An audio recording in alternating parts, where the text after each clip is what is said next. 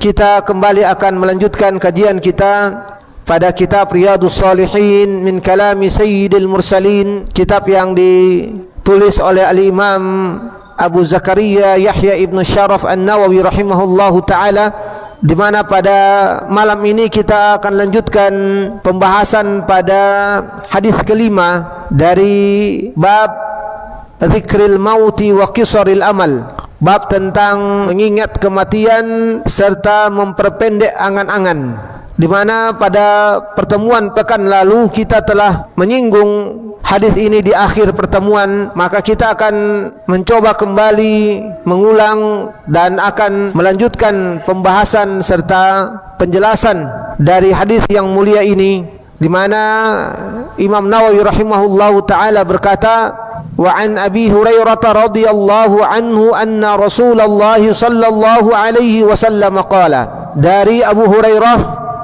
semoga Allah Subhanahu wa taala meridainya, bahwa Rasulullah sallallahu alaihi wasallam bersabda, badiru bil a'mali sab'an, bersegeralah kalian dalam beramal sebelum datang 7 hal.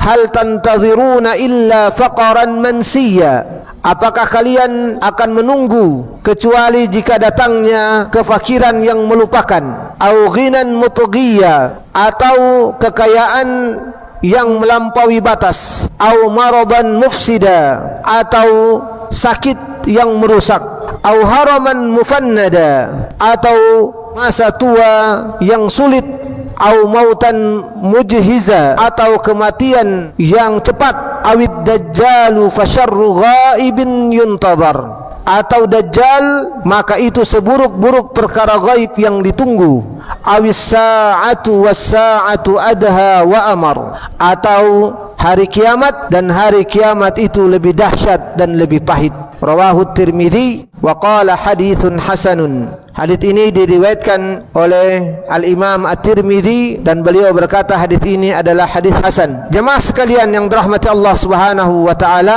kita telah menyinggung bahwa terkait dengan kesahihan hadis ini, sebagian ulama mendhaifkan atau melemahkan hadis ini, termasuk Syekh Muhammad Nasiruddin Al-Albani rahimahullahu taala. Namun sebagian lagi mengatakan hadis ini adalah hadis yang sahih atau paling tidak masuk kategori hadis yang hasan, sebagaimana disebutkan oleh Al-Imam Tirmidzi selaku periwayat dari hadis ini.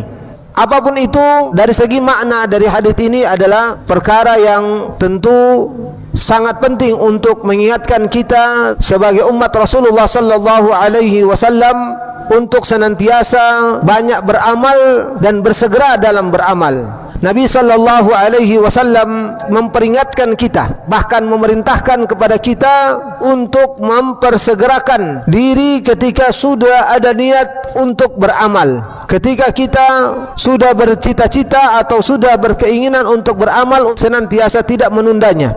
Badiru bil a'mal, bersegeralah kalian dalam beramal. Sab'an, 7 hal. Artinya bersegeralah kalian dalam beramal sebelum datang kepada kalian 7 hal yang disebutkan oleh Nabi sallallahu alaihi wasallam setelahnya. Bersegeralah kalian dalam beramal sebelum 7 hal ini, atau salah satu dari 7 hal ini akan menghalangi kalian dalam beramal. Nabi sallallahu alaihi wasallam menyebutkan 7 hal ini. Yang pertama, hal tantaziruna illa faqaran mansiya, apakah kalian menunggu kecuali datang kepada kalian kefakiran yang melupakan.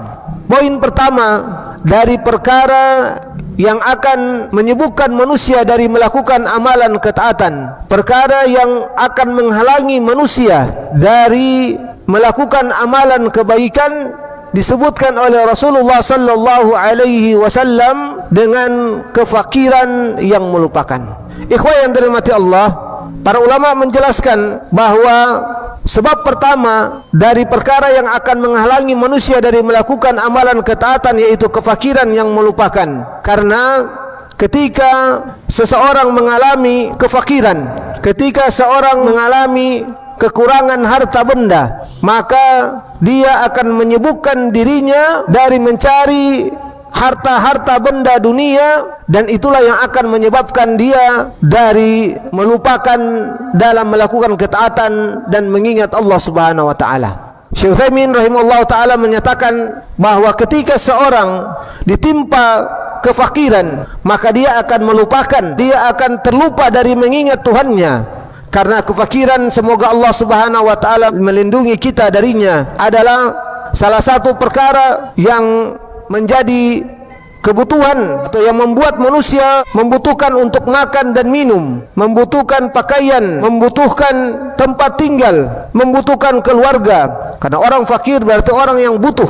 Disebut fakir ketika dia butuh.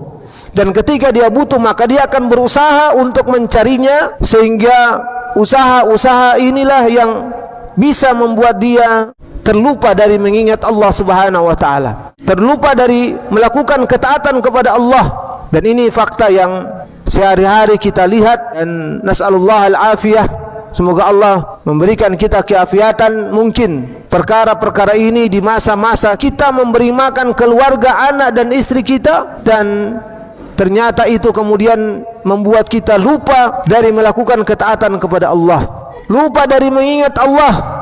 Jangankan melakukan perkara-perkara yang sunnah, bahkan perkara-perkara wajib pun, na'udzubillah, banyak yang kemudian terlupakan.